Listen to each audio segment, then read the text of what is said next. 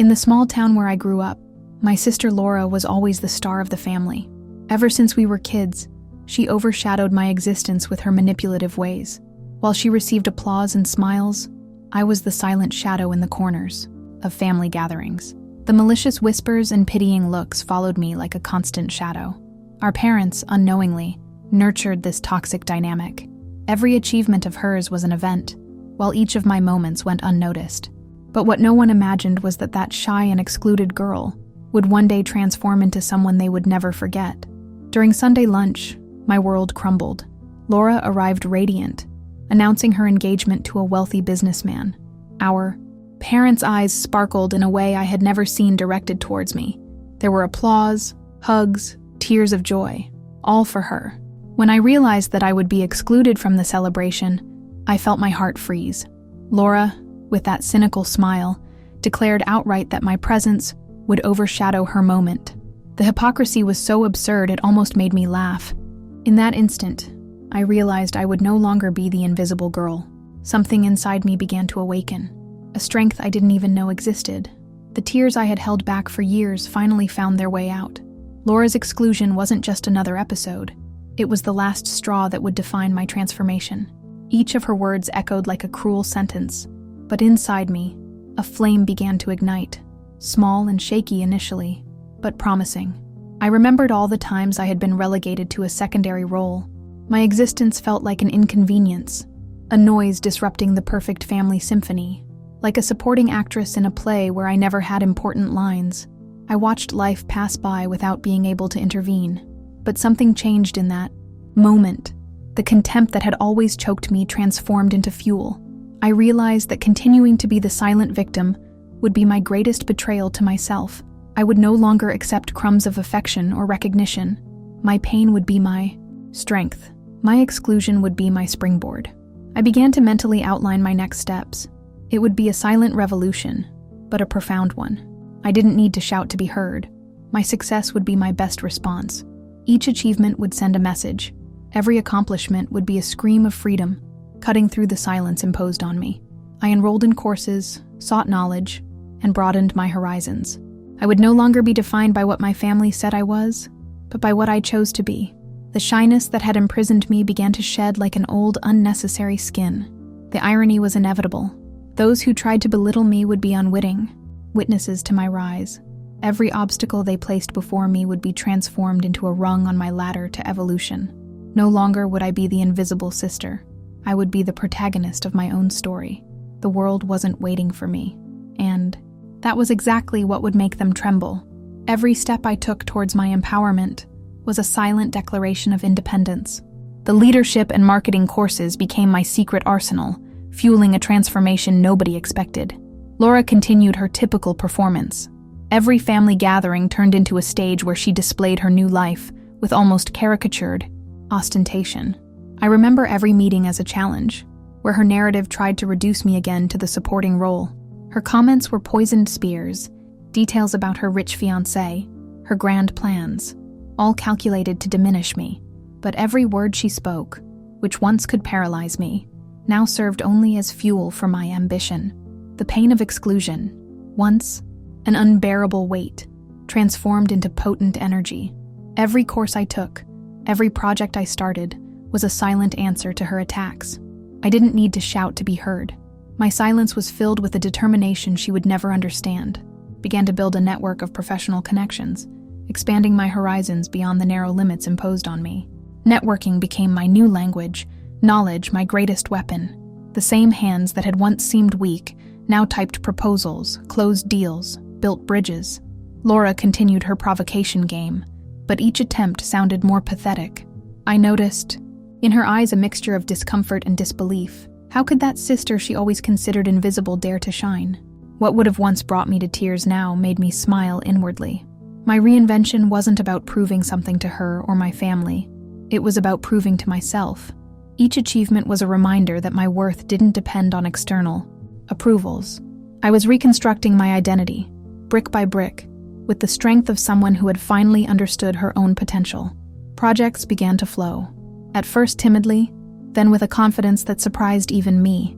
Each obstacle that had once paralyzed me was now just Another challenge to be overcome. My transformation was not just professional, it was existential. Laura would continue her performance, but I would no longer be the audience. I would be the protagonist of my own story, writing each chapter with determination and courage. The universe conspired in my favor, and I was finally ready to respond. The party hall was tense, a silent battlefield where every glance carried a story of hurt. I was Clara, finally standing face to face with Laura, my sister, who had excluded me so often. The moment felt surgical. Every word I chose would be a sentence, every tone of voice a declaration of war. Deep down, I knew it wouldn't just be a confrontation. It would be a liberation. "I need to talk to you," I said, with a calmness that surprised even myself. My voice didn't tremble. It was no longer the same as years ago. It was firm, controlled, almost cutting. Laura tried to hide her discomfort, her rehearsed smile slipping from her face like a poorly adjusted mask. "About what?" she replied, feigning total innocence. My words came out like a precise blade. "About years of humiliation. About how you always treated me like I was invisible." The room fell completely silent. Our parents, mute witnesses to that scene, watched with a mix of discomfort and surprise. Laura tried to downplay it, using her usual tactic of irony. "Oh, here we go again with the victimhood," she scoffed, thinking she could belittle me. But not anymore. Every word she spoke now sounded like an old song, a scratched record that no longer affected me. "It's not victimhood," I retorted. "It's the truth. And today I want to make it very clear that I will no longer accept being treated as an appendage in our family." My tone was calm, but carried a strength I had never possessed before. It wasn't anger, it was determination. It wasn't resentment, it was awareness of my own value. Laura tried to argue, but her words now seemed small, insignificant. Each attempt to belittle me only demonstrated how much smaller she had become in the face of my new stance. "You can try to exclude me," I said, looking directly into her eyes, "but I no longer have the same fear as before. My life doesn't depend on your approval." The silence that followed was deafening. It wasn't a silence of defeat, but of recognition. I had finally broken the invisible chains that bound me. In that moment, I was no longer the dark and submissive sister. I was someone who had found her voice, her strength, her true identity, and that was greater than any family exclusion. My transformation was complete, and Laura, for the first time, had no more words. The marketing course was my first real step towards breaking free from that suffocating family narrative. Laura continued her usual performance, showcasing a life that seemed too perfect to be true. During family gatherings, her comments were true daggers disguised as kindness. "Oh, another course? Will it lead to something?" she would taunt, her smile dripping poison. But each provocation fueled my determination. That woman had no idea of the strength awakening within me. The projects started small, almost invisible. A contract here, a consultancy there. My network grew quietly, like a whispered revolution. Each family meeting became a stage where I prepared for my grand performance. My pain, once a weight that held me down, transformed into fuel. The memories of years of invisibility drove me forward. I was no longer that timid girl who accepted crumbs of attention. I was reinventing myself, piece by piece, with a determination that nobody expected. Laura's glances changed subtly. First, contempt. Then, a twinge of discomfort. How could that sister, who had always considered me insignificant, dare to shine? Each of my achievements was a silent response to her attempts to diminish me. I was beginning to understand that my transformation didn't depend on her or my family's approval. It was about proving myself. Every obstacle that had once paralyzed me was now just another challenge to be overcome. The provocations continued, but lost their power. "Do you really think you can make it?" she asked in a tone that mixed scorn and insecurity. I just smiled, knowing my silence would be far more eloquent than any response. My networking grew, my projects multiplied. The same shyness that had imprisoned me years ago gave way to a confidence that surprised me. It was no longer about competing with Laura. It was about being entirely myself. The family watched, astonished. The one who had always been seen as the invisible sister was beginning to forge her own path. Each achievement was a reminder that my worth didn't depend on external approvals. Laura would continue her performance, but I would no longer be the audience. I would be the protagonist of my story, writing each chapter with the strength of someone who had finally grasped her own potential. The universe conspired in my favor, and I was definitely ready to respond. On the stage of that party, everything around me seemed suspended in a moment of absolute silence. When my name was called, it wasn't a negligent murmur, but a tone of recognition I had never experienced before. Each step towards the center of the hall was a declaration, no longer the invisible sister, but a woman who had built her own destiny. The gazes turned towards me, especially Laura's, who for the first time saw me not as a shadow, but as a light in my own right. I held the award for Best Professional of the Year like a shield, transforming decades of invisibility into a trophy of resilience. My voice, once trembling, was now firm and clear. I spoke about the pain of being constantly overlooked, not with resentment, but with a clarity that cut through the air like a scalpel. Every word was a healing of old wounds, every phrase a reconstruction of my identity. I grew up believing my worth depended on others' approval, I said, looking at the stunned faces. Today, I understand that my existence doesn't need to be validated by anyone. Laura, frozen in her corner, seemed like a marble statue. Her eyes, once filled with disdain, now reflected a mix of shock and impotence. I wasn't seeking revenge. I was seeking acknowledgement of my own strength. I shared fragments of my journey, the night courses, the consulting work built on sweat and determination, the projects born from my resilience. These weren't just professional accomplishments, but an existential metamorphosis. The family, silent witnesses, seemed to breathe a truth they had always tried to ignore. My exclusion hadn't destroyed me. It had transformed me. Every obstacle had become a step. Every tear shed in silence had turned into fuel for my ascent. At the peak of my speech, I looked directly at Laura, not with anger, but with a compassion that left her bewildered. My victory wasn't about defeating her. It was about finding myself, finally free from the family chains that had held me captive. The hall erupted in applause, not as a protocol gesture, but as a genuine recognition. In that moment, I wasn't just receiving an award. I was confirming that my story was worth telling. The exclusion they tried to impose on me had become my greatest strength. And there, in the center of that stage, I was no longer the invisible sister. I was me, complete, resilient, free. The party hall still echoed with the applause from my speech. My voice, which had once trembled in the face of any confrontation, now sounded firm and assured.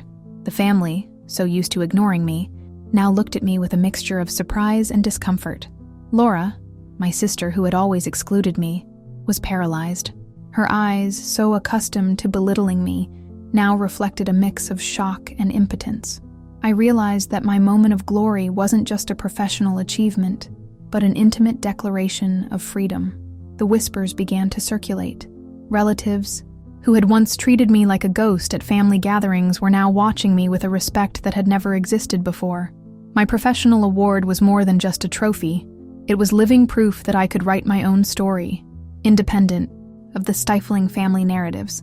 My mother tried to approach, tears in her eyes, but I was no longer that daughter willing to accept crumbs of affection. My silence was eloquent. Each step I took in that moment represented years of pain, transformed into strength. Laura tried to argue, her voice faltering amidst empty justifications, but each word sounded like an insignificant whisper against my new reality. It was no longer about proving anything to her or my family. It was about proving myself. The family dynamic had been completely upended. The one who was once considered invisible was now in the spotlight, not for drama or conflict, but for the merit of her own achievements. I realized that my true revenge wouldn't be the confrontation, but success. In that moment, I decided that my distancing wouldn't be an act of bitterness, but of self-care. I established clear and definitive boundaries. I would no longer allow toxic relationships to define my worth or potential. The family, astonished, began to understand that I was no longer that submissive girl.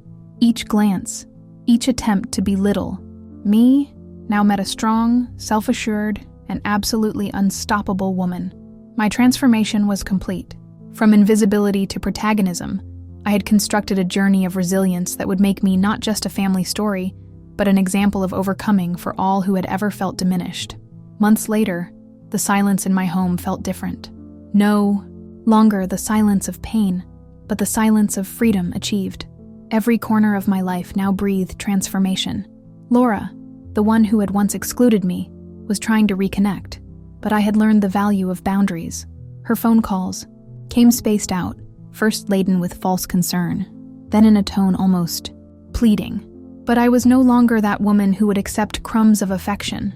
My response was always brief, polite, but firm. There was no space for manipulation. My professional projects had multiplied. Each achievement was a scar turned into a medal. The marketing course I had timidly started transformed into a respected consultancy. The same eyes that had once seen me as invisible were now recognizing me as a reference. The family watched from a distance, mixing admiration and confusion. The one who had always been relegated to the background was now making her own rules. It wasn't about revenge, it was about survival. Each relationship I built outside that family nucleus was based on genuine respect, not on empty expectations. I realized that the true healing wasn't in getting Laura or my parents to recognize me, but in fully recognizing myself. My identity would no longer be defined by absences or exclusions. I was a woman in constant reconstruction, strong enough to turn pain into purpose. Family gatherings, once silent battlefields, lost all power over me. When they happened, I was there not as a victim, but as a choice. My presence didn't plead for space. It simply occupied it without asking for permission. Laura still tried subtle provocations, but now they sounded like distant noise. Her opinion no longer defined my steps. Each project, each achievement, was a reminder that my story would be written by me. The initial loneliness of the breakup gave way to true connections, friends, colleagues, a support network that saw me in my entirety. We weren't bound by blood, but by choice, and that choice was infinitely more powerful. Looking back, I saw my journey not as a narrative of victimization, but as a rebirth. The invisible girl had transformed into a woman who not only survived, but flourished, and that was my true revenge. To be completely happy, independent of any external approval. My future would no longer be defined by family exclusions, but by infinite possibilities that I would build for myself.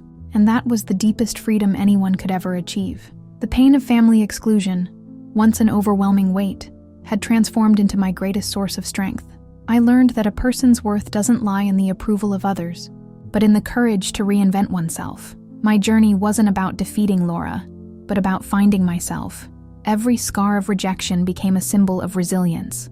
Today, free from family ties, I understand that true family is those who respect us and love us unconditionally.